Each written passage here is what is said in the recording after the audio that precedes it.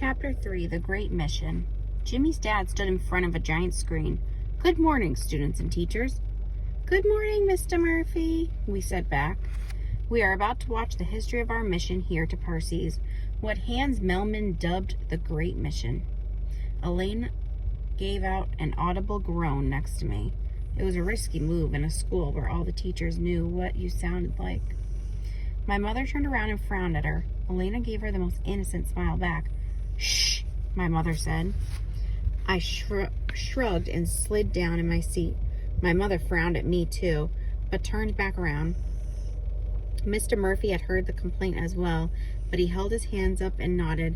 "I know, this movie will be old news to many of you, but we at Melman Mining feel it is important to remind ourselves why we are here, especially as we begin our first blackout. So sit back and enjoy a history about Earth, the human race, and your role in our great mission." He bowed and walked off the stage. "I don't know how you find this boring," I whispered. Elena leaned back in her seat and closed her eyes. "If I start snoring, jab me in the ribs before your mom catches me."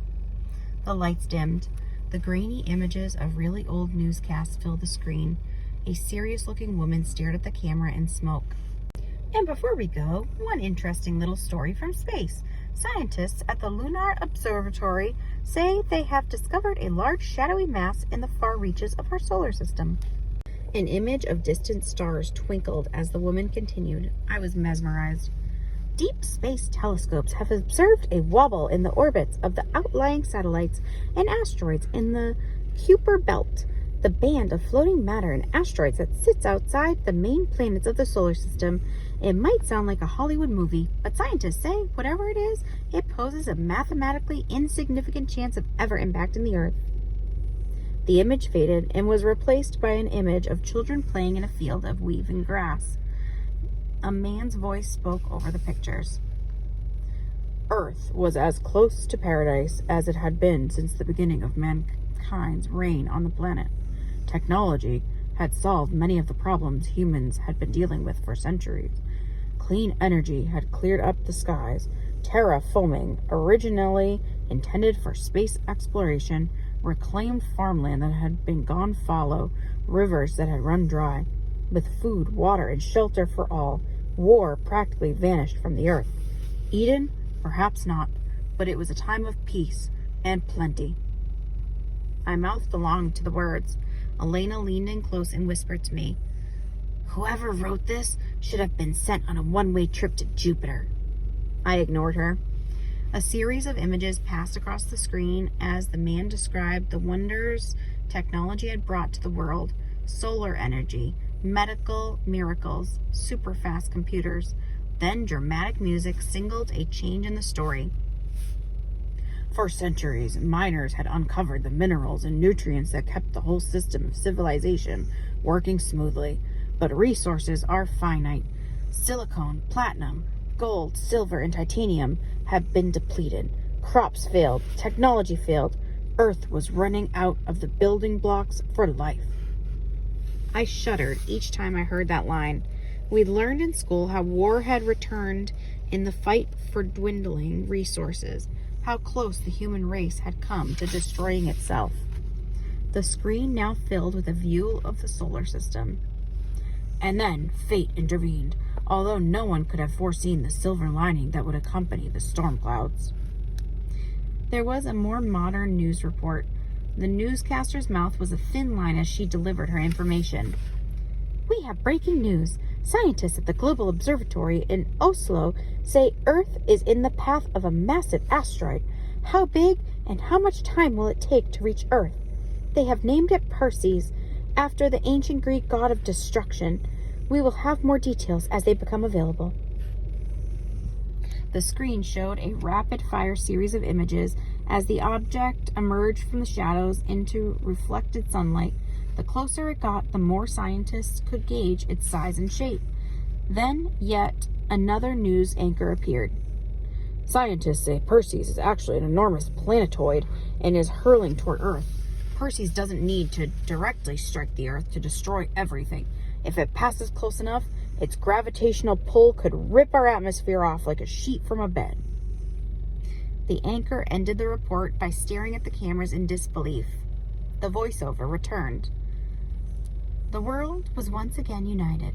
United in fear, but united in purpose. The world's best scientists gathered in Norway to work together to try to save the Earth. A series of newspaper fronts twirled on the screen with huge headlines. Scientists, blowing up Perseus won't work. Not enough bombs to budge Perseus an inch. Move the Earth with a massive explosion? Suicide, says top scientists. People urged to pray for a miracle. My heart raced, knowing what was coming next. The booming music ended, replaced by the sound of boat horns, seagulls, and rocking waves. The camera showed a young, bearded man sitting on the edge of a cliff, watching as boats came and left the docks below. The answer in the end was tugboats. Hans Mellman, a brilliant young scientist, knew time was quickly running out as Perseus grew closer and closer to Earth. He decided to visit his beloved seashore, perhaps for the last time.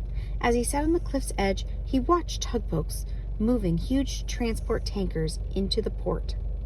Now, there was a clip of an interview Mellman had given a reporter a few years ago. His beard now flickered with white. The tugboats are so tiny they look like they should get crushed, but they use their smaller masses to tweak the movement of bigger objects over so slightly. I instantly realized the same approach would work in space. It had to do with the gravity. The closer something is, the more its mass pulls on the objects around it. I'm not sure I totally understand, said the reporter. Mellman smiled like a kind uncle. Take Jupiter, for example. Jupiter is huge, but it's so far away from the Earth that it has almost no gravitational effect on us at all. The moon is minuscule in comparison, but because it's so close, it changes the Earth's orbit slightly and even sets the tides. See? The reporter nodded, and Mellman continued. We couldn't move something as big as the moon, but we could send smaller rockets into the asteroid belt, out past Mars. These rockets, targeted precisely, would move smaller asteroids, which would then move bigger asteroids, and then even bigger asteroids, and so on, until there was a kind of fleet of space, rocks heading right for the fight path of Perseus. The collective mass of all these rocks had a powerful gravitational pull, and they nudged Perseus just enough to make the plan successful. To save the Earth, you mean? Said the reporter. You are a hero. Mellman smiled and shook his head. These are very kind words. I'm just a scientist who had a theory that worked in practice. That is all. The voiceover returned. There was one more miracle that even Mellman had not anticipated. The sun caught Perseus in its orbit, pulling it into what is known as the habitable zone, not too hot or too cold for life. The sun's heat melted the surface. There was water. Spectral examination showed Perseus had also had everything else the Earth desperately needed: minerals, nutrients, precious metals. Hans Mellman founded a space exploration mining company with invention after invention, bringing the exploration of Perseus closer to reality. Mellman Mining is a non-profit scientific company dedicated to providing equal resources to all the nations of Earth. The world's governments pledged their support to Mellman's version to mine Perseus to save humanity. Hans Mellman called this plan the Great Mission. One last news report closed the movie. I always liked this one because it showed a picture of a little me waving as we got into our shuttle to Perseus, and my dad and mom even got interviewed. A smiling reporter stood outside the launch pad. Myman Melling is about to launch the Great Mission, a manned mining colony on Perseus. Terraforming has been in place for the past 2 years, making much of the surface habitable. A handful of brave men and women have signed on to help mine the resources of the planetoid for transport back to Earth, and families are more than welcome. James and Susan Nichols are even bringing their son along. There was a close-up of my father. Mellman Mining has a longer vision, settling Perseus as a colony, so there are a number of families like ours who are coming. Happier employees are better employees. My mom's face filled the screen. Besides, our son Christopher has wanted to go to space since the day he was born. I think he's more excited than we are." There was a close-up of me, beaming. The reporter came back on screen. "Melming Mining expects it will take up to 6 years to make the colony fully operational and ready to send the first shipments home. One thing is for certain, everyone on Earth is cheering for these brave men and women and children, hoping the great mission is yet one more miracle." There was a swell of music as the screen showed our shuttle blasting off into space. The lights came back up in the auditorium. My heart was racing. I wanted to pump the air with my fist and let out a loud whoop. Mr. Murphy walked back to the podium. "Now, that's why we are here. We are here to help. That means we need to be brave and we need to make sacrifices. I know that can sound a little frightening, but I have a surprise announcement that might make the blackout a little less scary." An electric murmur shot through the students. As you were making your way to the auditorium, more than a few people, managers, teachers, and even my son Jimmy, approached me with a suggestion. Elena turned to me, a huge grin across her face. We looked over at Jimmy, who was also grinning from ear to ear. He looked at us and nodded. "I rock," he mouthed. "I have quickly conferred with my management team, and it has been decided that we should greet the arrival of the first blackout of the Great Mission with a party." Elena leaped up onto her chair and began whipping her hand over her head. "Yes, yes," she said. My mother turned around quickly, motioning for Elena to sit down. As Elena sat down, she slapped me on the shoulder. "A party! A real party! We did it!" She gave me a high five and then stared at me, eyes wide. Mr. Murphy was announcing some of the possible plans, but Elena was just staring at me. It was making me feel uncomfortable. "What? Do I have something on my face?" She shook her head. "No, I was just thinking, this will be the first real party we've ever had up here." "We've had birthday parties and stuff," I said, not getting it. "Not the same thing. This is like a big New Year's Eve ball. This is special." "And?" "People go to parties like that with someone." Elena's eyes stayed locked on mine, but she didn't say anything else. I was totally confused. Was she asking me out? Was she asking me to ask her out? Did I want to ask her out? We were just friends, weren't we? Why wasn't she saying anything? Mr. Murphy's voice broke through the silence between us.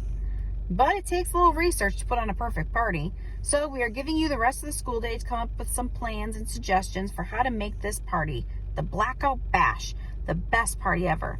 To the library."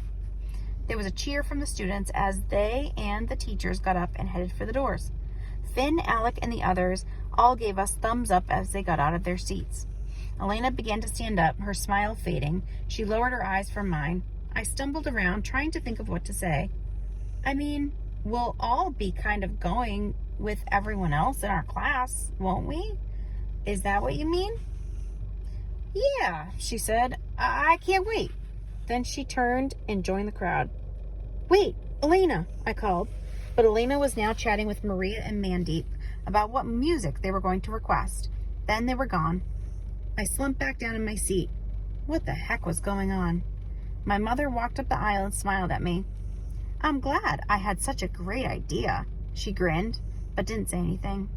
She sat down next to me. "Everything good?" she asked.